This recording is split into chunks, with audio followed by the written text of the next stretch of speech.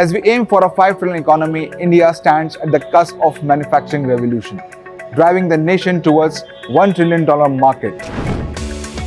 From the corridors of policy to the floors of production, the pulse of Indian manufacturing is beating stronger than ever. We are not just assembling products, we are engineering the future. A future where India becomes a global hub for smart manufacturing, clean energy, semiconductors, and sustainable technologies. Standing at this critical crossroads is the manufacturing sector, a sector that's no longer just an economic contributor, but a strategic force that will shape India's position in the world economy. ET Manufacturing proudly presents India Leadership Talks, driving India's manufacturing revolution in association with Dassault Systèmes.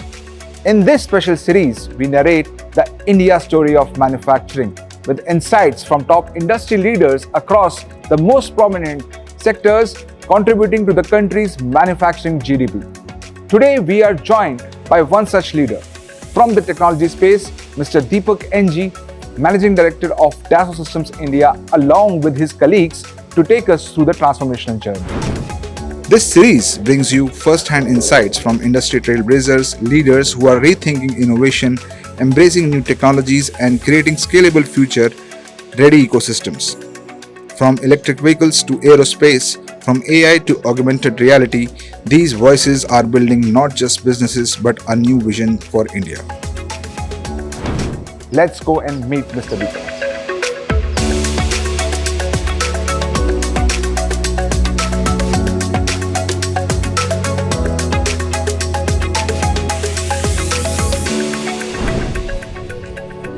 Hello, Mr. Deepak. How are you doing? Hey, good morning, Deepanshu. Welcome to Dassault Systèmes. Thank you so much for having us. I hope all good. Yes, a lot of things happening around. Cities bustling, economy is growing. What is your thoughts around the 5 trillion economy that we're trying to achieve? And what is the manufacturing sector role in this journey? An interesting conversation to start. Yes, a lot has been happening. Particularly, India is on the roadmap for seeking a high growth, and every sector, every segment is actually doing good. 5 trillion economy, we have been listening that by when we will hit that. And some of the key industry leaders, if you look at the way they are actually giving their ideas and inputs, we can even achieve much before than the anticipated timeline. Right. For me, that's the first positive sentiment. Right. So as long as you're comfortable and you feel very positive about that, achieving targets is easy. How do you see manufacturing sector contributing this to 5 trillion economy that we're trying to achieve in India? Look, if you look at the 3 key contributors for GDP, right? Whether it is agriculture or services and industry. And within industry, manufacturing plays a major role. So today, if I'm right, 15 to 17% is what it's contributing towards GDP. It will significantly improve, and it can go up to 25%, and that can be a wonderful contributor to that. And manufacturing sector is very critical because that's the one which actually help us in job opportunities, the employment opportunities, the technology adoption, the infrastructure development, right? So if you see, manufacturing not only just contributes to GDP, it actually supports the ecosystem as well to step up. Why do you think India is poised to do it? For me, there are 4 key elements in this. One, definitely the government policies. Right. The second thing, the competitive advantage. Right. And third one is basically the natural resources what we have. Right. In terms of availability, right. And then the talent. We should not forget the talent what we have in India. That's something which is very crucial. Right. And of course, the consumption. We are the second largest consumers. And also one should not forget the amount of investment opportunities what the global players have. If you look at in India, every state is having a healthy competition. Right. They're really trying to attract as many companies as possible to come and set up. That's good. That actually leads to topics like how the new segments like semiconductor industry, the solar, the battery manufacturers, how they can actually come and set up. So these are some of the critical things which is actually attracting. And I think we are all set for that. I have many questions to ask from you. I think then let's go upstairs. It's good. Yeah. Thank you. Thank you. So Deepak, you mentioned about the new sectors like semiconductors, solar and battery, which are now driving the manufacturing growth. What I would like to understand from you now is how the collaboration between the technology providers industries and governments can help really accelerate the growth of manufacturing sector? The current generation or the current era, what you can call, is all about speed. Right. So you don't have the luxury of time Right. when it comes to new product development or Right. new product launch. Right. You have to really be at pace. One, to definitely beat the competitive advantage or yeah. competition. Second thing, also provide a different user experience, right? The requirements are such that, like, every time the consumers are so demanding and they Right. want something new. So with that, the combination is really playing a major role. I mean, if I have to talk about technology, for me, there are four key elements. One, innovation. Second thing, sustainability. Right. The third thing is preparation. I'll come back what is preparation. Okay. And hand holding, what you can say. Wow. So if I have to talk about the innovation, so typically, like, when you do something which is very interesting in terms of innovation, it was looked at how my product is designed and how my product is kind of like, positioned in market. But if you look at the innovation is done at every single stage in the value chain. Right. Second thing, I touched upon sustainability. This is a hot topic today, right? Everybody is talking about sustainability. So in that context, the technology is helping in many ways. One can be a simple new material discovery. Right. Because you have to come out with something really interesting material. And one other interest concept is, we call it as like, design to reuse or design your waste. Oh. So that means, like, the end product has to be kind of recycled. Right. So when you know what you are going to do with that end product Right. post its life, Right. then you are actually fulfilling the sustainability. Right. So how do you design your waste? Right. So that starts by leveraging technology. Right. And the third point, what I said, was on the preparation. Right. So preparation is something which is very interesting. Technology was actually leveraged many times, like, to improve certain things, maybe collaboration, Yeah. maybe to have a right technology for your quality and other stuff. And then it started also to look at from the past standpoint, like, the traceability. Oh, I have produced something, I want to go back and then check. So I had a good technology or a software which was available. So that means you're using it for past Right. and you're using it for current. Right. Now you're actually looking at the future. Right. So you need a technology which can actually start predicting. That's where we talk about AI, Gen AI and ML. And last one point which I said was training and handholding. So training and handholding, like, I always take this as an example. You can't really give opportunity or a option for whether it is a existing employee or a new employee, Right. provide all the infrastructure for the training. So how virtual world can actually give somebody an option to learn what they're going to do. Right. So build a factory, virtual factory, build a virtual aircraft hangar, so that, like, one can actually have a real feeling in a virtual world to undergo the training and then skill enhancements. So these are some of the key aspects. This brings to the another question of mine about how the startup dynamism will, further enhance this acceleration of manufacturing, because a lot of new age startups are coming in, and you have you mentioned about electric vehicles, and there are many, like around 800 electric vehicle startups are there in India. How do you see that in particularly? See, startups, to start with, they are the game changers, okay? So they, actually speaking, they don't have the legacy. Right. So that's where they can actually adopt the latest technology without any hesitation. Even sometimes, like, I also tell in my team, everybody is an entrepreneur. So an entrepreneur needs three key things. One is fund, one is idea, and one is how do you, right? Idea and a product. Now, what we do at Dassault Systems is to help them on these three aspects. For them to design anything new, they need technology. And we give the technology which can actually cover them right from their concept design to even go up to designing them, how it can get manufactured. So they get all the benefits. And then we have industry experts to share some know-how on how technology can contribute. And they have their own idea on what they want to build and how they want to sell. So that's how we've been kind of helping. You mentioned one important thing, that preparation needs new workforce, new skills. How do you see the academia playing the role in terms of, because new technology is disrupting every 5 years. Now we are talking about AI, generative AI, ML. How do you see the academia supporting this whole ecosystem of manufacturing? You talked about academia, right? I think this is a very, very important topic. I said we'll do two parts. One, the workforce of the future and the current workforce. So when we talk about workforce of the future in academia, we have a unique advantage in India. because we are the world's largest population between 5 to 24. So that gives confidence that we are going to be the talent hub for many. And then we have been kind of doing it for years. So similarly, for the current workforce, what I feel is there are three elements, like maybe the dynamic curricula, which is very important for them because things are changing so rapidly. So how they can actually custom to some new things during their education, that is one. Second thing, project-based learning. Project-based learning today, if you look at majority of the industries are ready to offer some of the projects for students so that they get used to the conditions of what they do. The third important topic is on how we can provide an opportunity for students to get exposure in different departments or different functions. So kind of a cross-function training. So these are some of the key elements which help the current workforce, which is getting ready for future. Deepak would like to understand from you the series we are doing, India Leadership Talk Series. What would be your citation on that, and what would be the one sentence definition for it?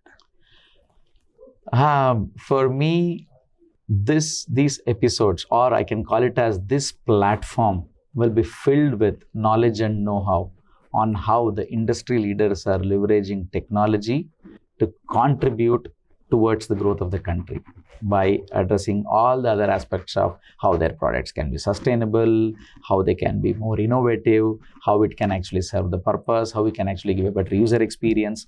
All these things will be done, but I'm sure we are going to hear leaders talking about how they are benefiting from the technology and contributing towards nation in terms of what they are doing. I'm super excited about this. Thank you so much, Deepak, for joining us today. Now, we'll next move on to other leaders to understand what are their views on India Leadership Talk Series.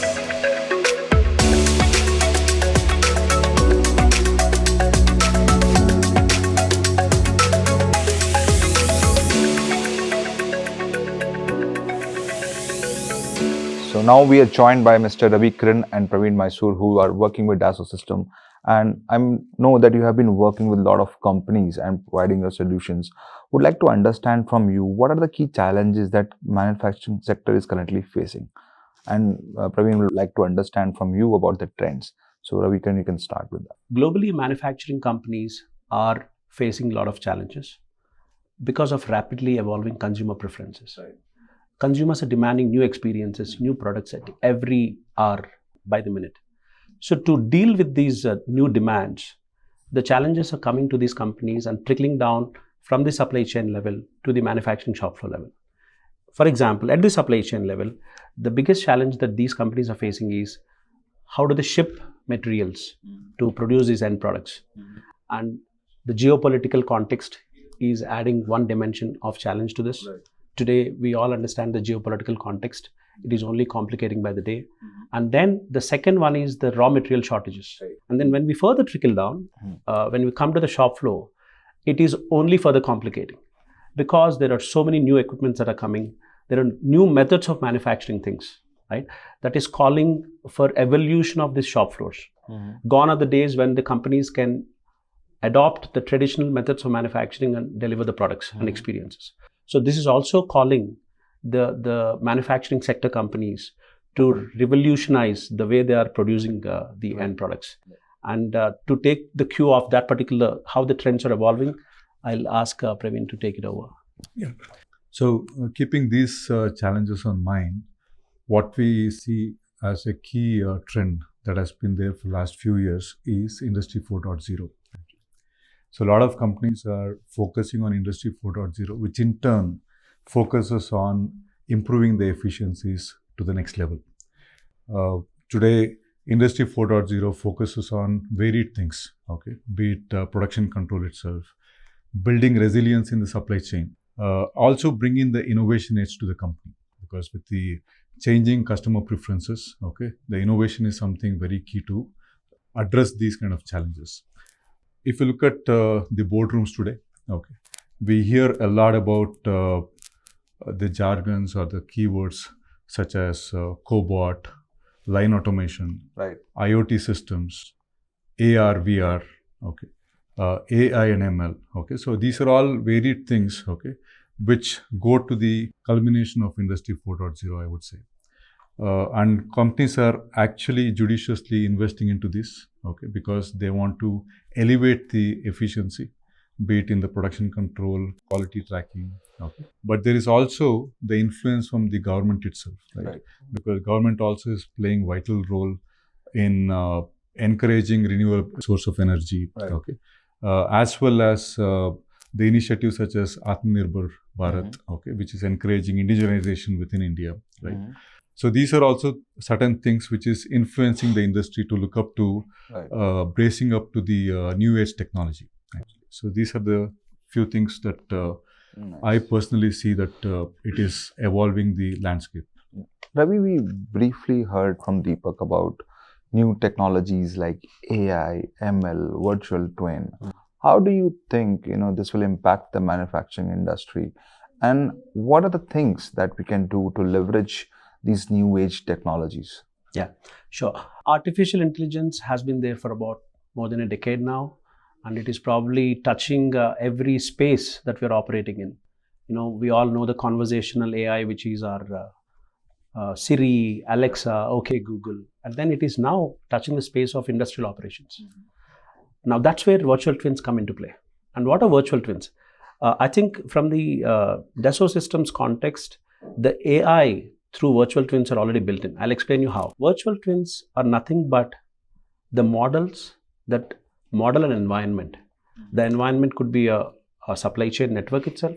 It could be a shop floor. It could be a product. It could even be a city and territory. With the virtual twins, you can model the entire operations and the way things interoperate, interconnect between themselves. And these models become the foundational elements of artificial intelligence. And what do I mean by that? When you have these models will give you an infinite possibilities of simulating what if scenarios. Right. What could go wrong? What if this happens? What if I get a material shortage? What if a particular truck doesn't come on time? What if my machine breaks down? So all these use cases can be anticipated, modeled into the system, and the system gets trained, and that's how it becomes learned, like the way machine learning and the artificial intelligence systems. So the artificial intelligence foundational element is virtual twins. Only when you start having these virtual twins that model all these pieces together and start teaching them through the series of operations or day-to-day operations that you're doing, the system becomes self-sufficient and self-intelligent. And that's where I see the AI boundaries probably penetrating further into industrial operations with the help of virtual twins. And that's where we take a lot of pride of introducing this virtual twin technology to the market. So Praveen, I would like to understand from you about the sustainability. It is a growing need of all the corporates. What are the best practices can be integrated together to get the actual outcome that we're desiring, where the productivity doesn't get a hit and profitability is also the matter of the fact that corporates look forward to? In today's world, sustainability has become inevitable in everyone's life, be it through the regulations that government is imposing globally as well as locally. Okay, it is very essential that organizations look at how to comply with those regulations, be it ELV or ROHS. So many regulations are there, right? And it's important that organizations look at those regulations and come out with the means, okay, to comply with those. Actually, it's very important for any given company. At the same time, while doing so, it calls for definitely investment, right? Which goes as an expense or a cost into the product that he's making actually, right? Which ultimately he may have to pass it on to the consumers, and in which case sometimes he may become incompetitive, right? So he has to do a balance between the investments that go into bringing that sustainability point of view, at the same time, how to make his own business sustainable, right? So there are two factors to that actually.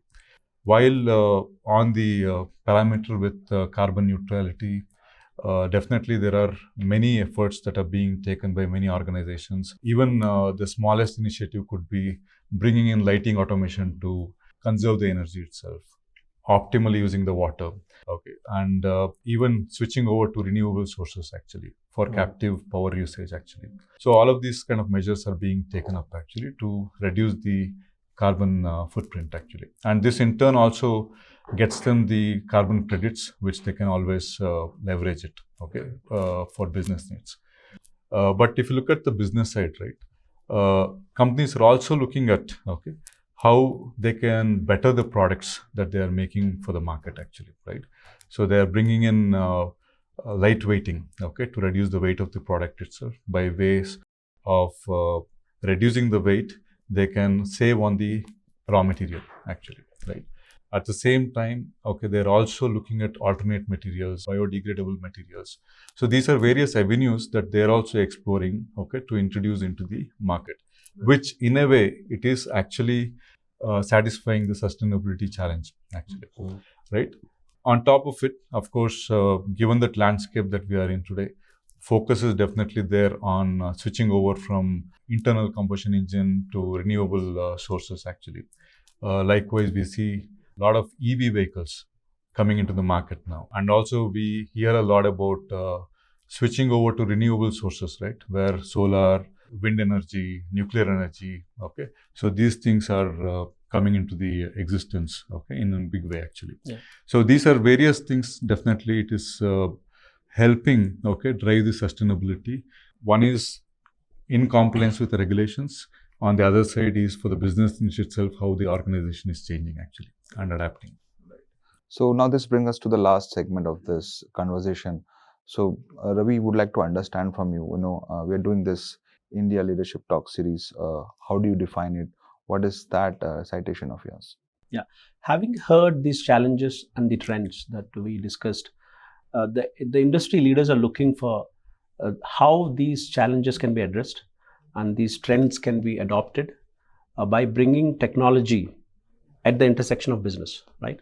This technology business intersection is what I truly believe this leadership series will bring out, with so many leaders spanning across various industries, from automotive to aerospace to renewables, some of the industries that Praveen mentioned. We are expecting the leaders to come out and share their experiences and how they are looking at technology addressing the challenges that they're facing and helping them to get faster to the market with right quality and also adhering to the sustainability aspects that just Praveen mentioned. Right. So Praveen, what viewers can expect from this India Leadership Talk series? I think it's going to be an exciting journey because we'll get to hear from the industry stalwarts about their roadmap, okay, to address these challenges associated with sustainability, associated with new age technology, how they're going to embrace, okay, in their organizations to raise to the next level of efficiency. So thank you Ravikiran and Praveen for joining us today. And this brings us to the closing of our premier episode of India Leadership Talk series, where we bring industry leaders from different sectors to talk about trends, opportunities and challenges which lies ahead in the manufacturing revolution of India. Stay tuned to ET Manufacturing social handles and website to look out for more episodes on India Leadership Talk series.